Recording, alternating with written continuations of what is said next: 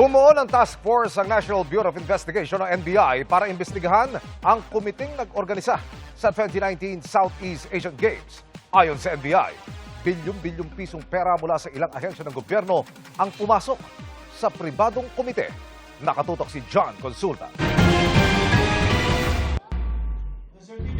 Binansagang Task Force Cash Cow ang grupong binuo ng National Bureau of Investigation o NBI para mag-imbestiga sa nag-organisa sa 2019 Southeast Asian Games, ang Philippine Southeast Asian Games Organizing Committee o PhilSGOC.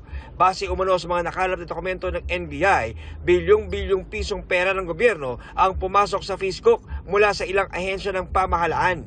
Task Force Cash Cow, no? At it will be composed ng PCP, Public Corruption Division, Special Action Unit, and of course the Office of the Director. Our initial findings, merong 6.7 billion na pinadala ng government funds coming from the government funds going to PhilSGOC, yung sa PhilSGOC, no? Galing sa DBM, NFS-DBM, galing sa POC and PSC, so we'll also ask POC and PSC on this matter.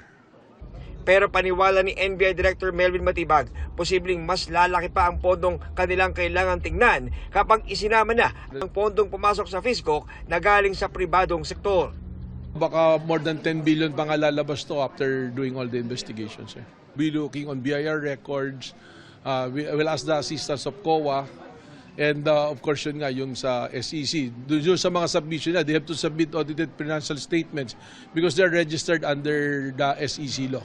Sinusubukan pa namin kunan ng pahayag ang Philippine Sports Commission, Philippine Olympic Committee at ang Budget Department kaugnay sa ikinasang investigasyon ng NBI sa naging aksyon ng kanilang mga ahensya noong 2019 SEA Games. Nauna nang iginiit ng PhilSGOC na na-liquidate na nito ang mahigit 2 bilyong pisong natanggap nila mula sa gobyerno. John Consulta, Nakatutok, 24 Oras.